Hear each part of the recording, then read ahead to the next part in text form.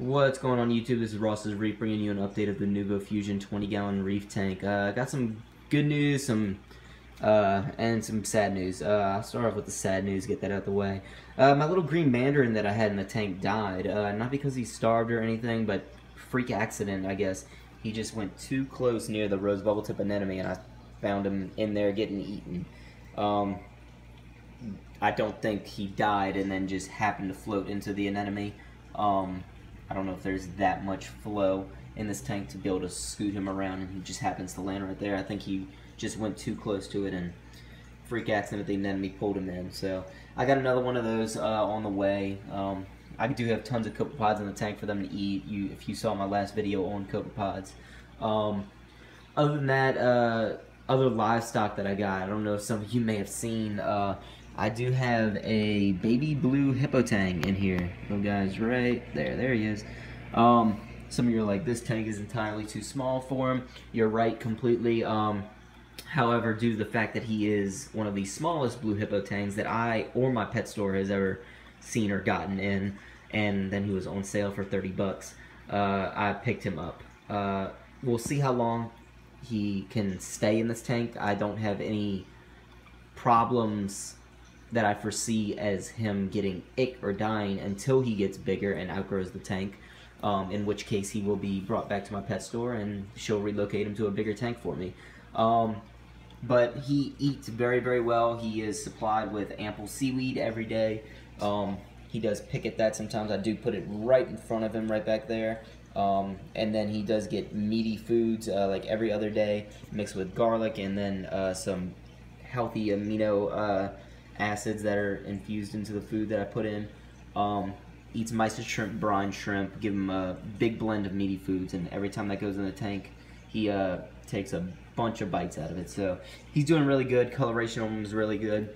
I very, very slowly acclimated him to the tank. I put him in the, while he was floating, I left him in there for 15 to 20 minutes. Then I drip acclimated him for another 15 to 20 minutes, and then I put him in the tank with the lights off for another 15 to 20 minutes, or 30 minutes maybe, and then slowly creep the lights back up so he wouldn't freak out. And it seemed to work because he's doing really good. No ick, no signs of distress on him. He's not rubbing up against anything. He does just stay back in that corner back there, and that's where he sleeps. He'll come swim around a little bit, but other than that, he just kind of chills back there. I thought he'd be swimming around a lot more. That's kind of why I got him, because all my other fish in here are kind of like hiding. This little firefish, as you see, that just popped out of his little hole, comes out sometimes, and then he stays in there sometimes. He only comes out when food's out, or sometimes whenever he feels like it, like just now. Little Watchman Goby, he's cool. He stays out most of the time, but he doesn't actually swim around in the tank. So, you know, I like to see something swimming around. Him and the pistol shrimp have their home right under this big rock right here. Whenever food comes out, he goes crazy for it. Anything that comes by his tank is his. The clownfish over here is hardcore hosting this anemone. He doesn't leave the anemone, doesn't leave it more than 6 inches whenever food's in the tank. If it's more than 6 inches away from the anemone, too bad, he's not getting it. So that's all the fish. I do have that little skunk cleaner shrimp down here, as you guys have seen before. I like him a lot, he's cool. As far as coral, we'll move our way from right side of the tank to left. Got the Hollywood Stunner Chalice right here. It's doing really good. It actually fell. It was up there on the rock. Let's see right there. We'll be putting it back up there in a few minutes probably. But the coloration on it seems to have improved, and then it seems to be doing much healthier. So I'm going to keep it in the higher lighting for a while, and we'll see how that works. These green star polyps, man, I didn't believe these things grew like weeds, but they really do as far as corals. When I first got it, it was just smaller pieces than that. It's already, I think, literally doubled in size with the amount of polyps that we have on it. They are just creeping down and crusting more and more of the rock every day. I do believe in 2 months' time this whole rock will be covered in it, and I really can't wait for that, because at night with the blue lights on, those are really, really pretty. That nice green neon glow in the tank. So very happy about that. We got the purple tip frog spawn back here. One of my first coral that I got in this tank. Just the best coral right here. I love this little coral. I'm a big fan of LPS corals. I like how they just flow in the water. Look really, really pretty under light and everything. And this one's just doing terrific. When I first got it, it was one head, and I believe it's already split into 2 heads. So it's just a really good growing coral. Right above it, we have the Montipora cephalopod or cephalopora or something like that. I don't know. They had the name of it on a video that I saw on YouTube. But guys, really fast growing coral right here. This little red Montipora. When I first got it, it was that piece plus this piece over here, but me being clumsy one time in the tank, I accidentally bumped it, and that's how I have 2 pieces now. Both are doing really, really good. This part right here had a white tip all over it, and just a few days ago, and it's already healed up and growing. So anybody who's looking for a pretty fast growing coral with red coloration, that's your coral for you guys. Right up here we have the devil's hand coral. It's not doing as good as it used to be doing. I don't know if you saw my last video, but it used to be twice as big as that, and then much more polyp extension. Over the past couple of days, it just hasn't been extending its polyps that much, but it's poking them out right now, so it's living and doing good, I guess. Right next to it, we have the candy cane corals. Really like those. You know, that neon green looks really, really good at nighttime with the blue lights. Those are my favorite corals. I don't really know how they grow. I know it, I guess another one just buds off, but no growth on those or anything. It looks like they're slightly starting to puff up. I remember in my old saltwater tank, those were nice and puffy. These are more so contracted and everything. I hope they puff up a little bit because they're really pretty when they do. Right next to it, we have the bird's nest, green bird's nest. It's got tons of white tips all over it. This thing is growing really good, very healthy. It gets ample water movement, as you can see, right under light. So that is probably one of the best growing corals in my tank right now. Right next to it, we have a tricolored ORA Acropora, I guess. I'm not too sure on the SPS coral names. But it's doing pretty good, I think. At nighttime, it's got a nice green color all over it with the blue lights. And then on the tips right there, as you can kind of see, it's got like a blue on it. So it's kind of cool looking coral. Picked it up for like a few bucks, so it wasn't too much. And looks kind of cool. Adds a little life to the tank, I guess. Over here, we have the, what is it? Hollywood cap coral or stunner cap? Yeah, stunner cap. This coral's doing really good. When I first got it, guys, it was being stung at my pet store by some mushrooms they didn't see. It was just a little piece of it, so they weren't paying too much attention to it. But I picked it up for like $5–10 or something and put it right there, and it's fully healed, and it's got tons of polyps all over it now. Doing really, really good. Very good looking coral. Love the colors on it. So also at nighttime, that coral pops with the green. We'll go to zoanthids down here. These are what I found at Leonardo zoanthids. I'm sure some of you knew that. But these are really good colored corals. I like the green and the blue on them. They make them look really, really good.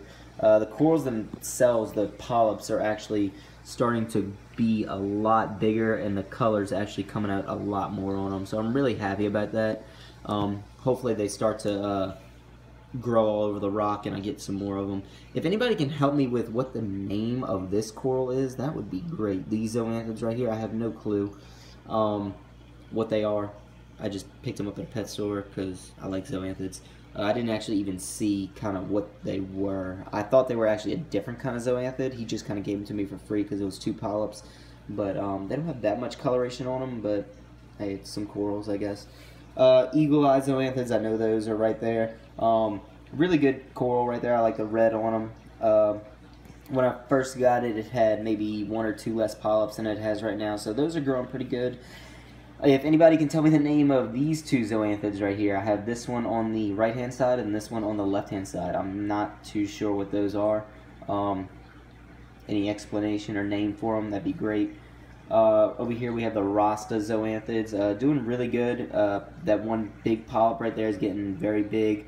Underneath that big polyp to the top left, we have another polyp getting ready to come out, and another one is also coming out underneath the big one on the bottom right hand side. So really happy about that. I'll have 4 total Rastas. Those can be kind of pricey, so I'm really happy that I'm getting a fairly expensive zoanthid to grow in the tank. Down here we have the Duncan coral. This coral, God, when I first got it, it was just huge as can be, and then my emerald crab just loves to mess with it. The dude won't leave it alone. Every time it finally starts to open back up like it was today, he goes and messes with it. Like, you know, I need to find some place where the crab can't get to. Stick it on the glass or something. No, I'm joking. But hopefully he stops messing with it and it'll finally extend its polyps, because it's a really pretty coral. I liked it a lot. That's why I got it. So hopefully that heals up or just pops out.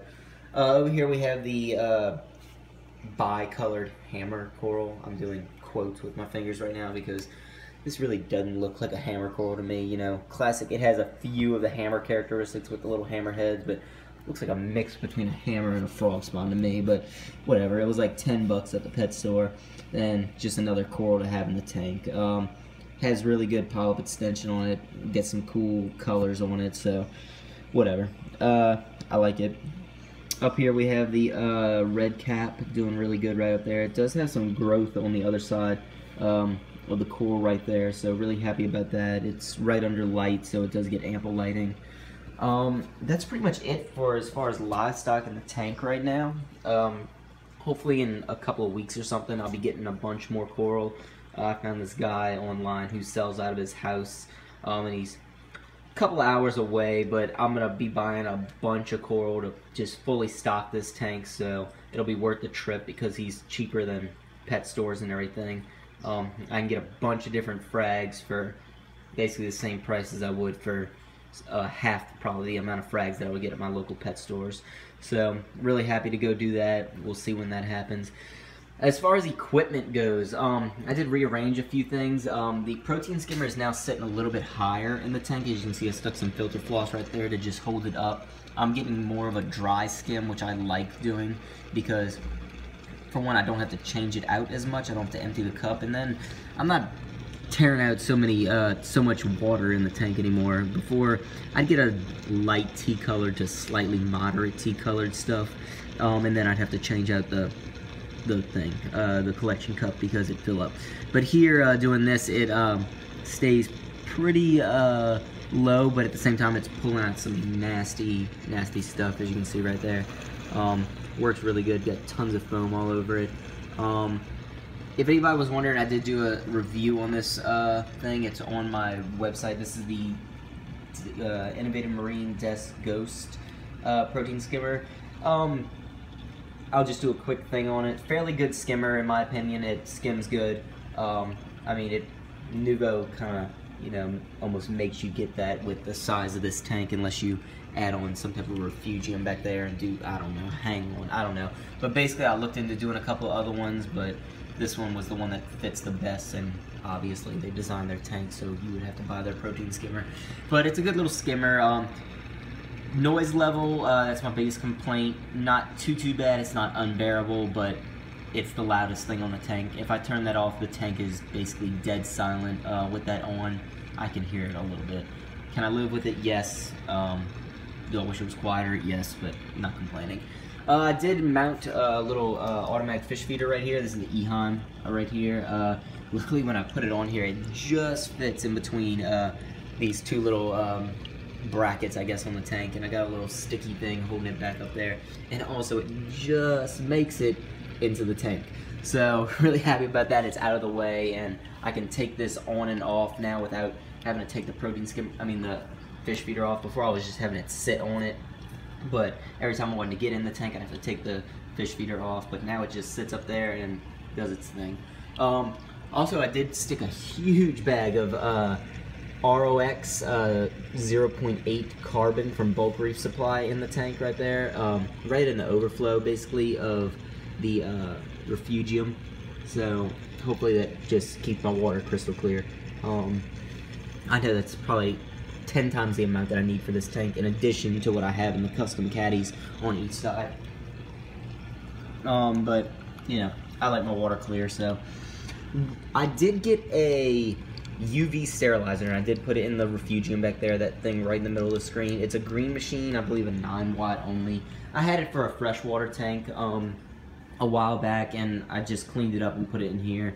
Hopefully it fights off somewhat of any free-floating ick I may ever get in the tank. Hopefully I don't ever get that again, but as you can see, that little tang right there, he just took a big old bite of seaweed. I love him, he's cool. But that also helps with any algae that I may have in the tank, so hopefully that just, it's only a benefit, I think. I had it lying around, so I just decided why not stick it on the tank. Going to some rock right here, though. I do have coralline algae growth all over the rock in my tank. If you can compare this rock coloration to what my rock used to look like when I first brought it in, it was just white. Now it's got just color on it. You know, it's got some tiny bit of like green. It's not algae, but I believe it's the first stages of coralline algae from what I've heard. But then all over, I've got purple tips all over my rock. So hopefully in a month, I'll have some good patches of coralline algae on this rock, because I really just want this whole rock to be covered in coralline algae. Also with the back wall of the tank, I don't mind if it goes back there. I will be scraping it if it gets anywhere on the glass around here, so hopefully that just grows and very fast, hopefully. But I did seed the tank with some coralline algae. I went to my pet store and they had some growing on their tank walls, and I said, hey, can you scrape me some off? And he did, and then he just, I just sprinkled it all in my tank. You do need to maintain proper calcium and alkalinity to grow coralline algae. Oops, sorry guys, bless me, in your tank, but other than that, it's not too hard. There's not much you can do to really stop the growth of it unless your parameters are just totally out of whack, but I keep mine spot on. I keep the tank temperature at roughly 78 degrees. Right now it's 78.2. I keep the salinity anywhere from, I try to keep it at, when I do a water change, about 2.5 to 2.4. And then the pH, that's the only thing that's been giving me a little bit of trouble. I do have to dose 8.4 aqua vitro and some balance to kind of keep the pH up, just because it does drop to around 8. I know that's acceptable, but you know, I like keeping it a little bit higher than that. The calcium stays around 440. It fluctuates slightly, maybe between 460 to 420, but most of the time it's around 440.